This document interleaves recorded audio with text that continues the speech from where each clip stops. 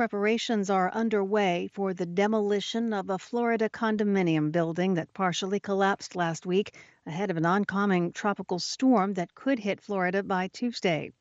Miami-Dade County Mayor Daniela Levine Cava told reporters on Sunday that there is no specific time set for the demolition. She said the top priority is to pull down the remains of Champlain Towers South, in her words, as soon as possible.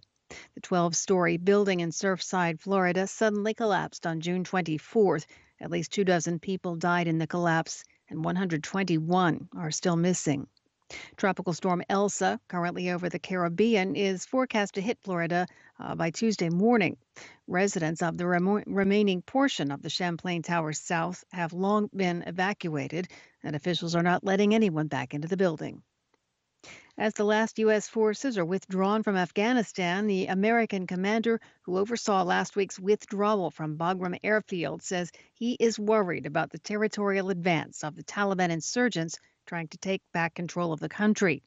U.S. Army General Scott Miller told ABC television on Sunday that the Taliban is gaining strength. He called the territorial gains concerning. The Taliban have captured more than 100 Afghan districts since early May. U.S. President Joe Biden ordered the troop withdrawal with a goal of completing the job by September 11th. Former President Donald Trump also supported withdrawing the troops. The United States invaded Afghanistan 20 years ago to combat al-Qaeda terrorists who had been training there in advance of their September 11th, 2001 attacks on New York and the Pentagon outside Washington. Those attacks killed nearly 3,000 people. And of course, this September 11th is the 20th anniversary of those attacks.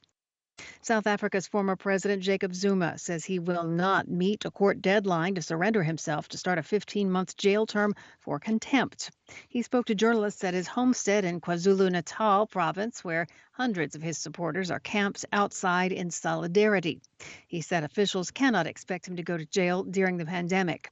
Zuma is 79 years old. He said sentencing him to jail would be the same thing as sentencing him to death. Zuma was sentenced for contempt of court after he repeatedly refused to appear before investigators to give evidence in a corruption probe. The deadline to surrender himself to the authorities was set to run out Sunday, and now that he has said he will not turn himself in, police have 3 days in which to arrest him. Dozens of people infected with COVID-19 died in Indonesia over the weekend when a hospital in Yogyakarta ran out of oxygen. The hospital tried switching oxygen cylinders during the outage but failed to save 63 of its COVID patients. Cities across the country are facing a surge in coronavirus cases. The hospital director said in a statement Sunday morning that he had informed multiple authorities, including the country's Minister of Health, that the hospital was due to run out of oxygen. Over the past week, Indonesia has seen its highest number of new coronavirus cases and deaths from the coronavirus. The Suez Canal Authority says it has reached an agreement to settle a financial dispute with the owners of a hulking container ship that blocked the crucial waterway for nearly a week earlier this year. The authority did not reveal details on the settlement deal with the owner of the vessel known as the Ever Given. The vessel ran aground in the canal on March 23rd. It was extracted 6 days later. It has since been held as the canal and the vessel's owners have negotiated a settlement. Fans of Jim Morrison converged on Paris on Saturday to pay tribute to the mythic rock figure. It was the 50th anniversary of his death. The legendary frontman for the band The Doors is buried in Père Lachaise Cemetery in eastern Paris, and for years his gravesite has been a draw for music lovers. Morrison led The Doors to several major hits between 1965 and 1971. They include Light My Fire, Hello, I Love You, and Riders on the Storm. He'd been living in Paris when he was found dead in a bathtub on July 3rd, 1971. No autopsy was performed, and accounts of what caused his death are disputed. His death at age 27 puts him in the so-called 27 Club of musicians and artists who died at that age. The group includes Janis Joplin, Jimi Hendrix, Kurt Cobain, and Amy Winehouse.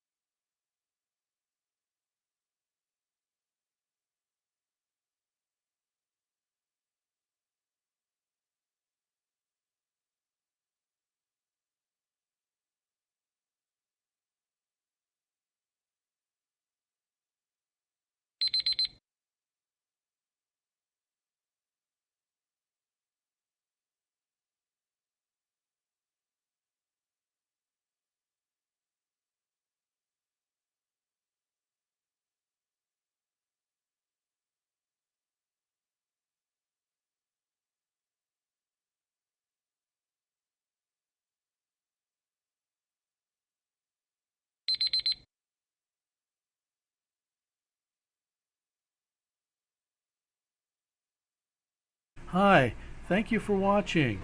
I hope the videos are useful for you. Please subscribe to my channel using the button below.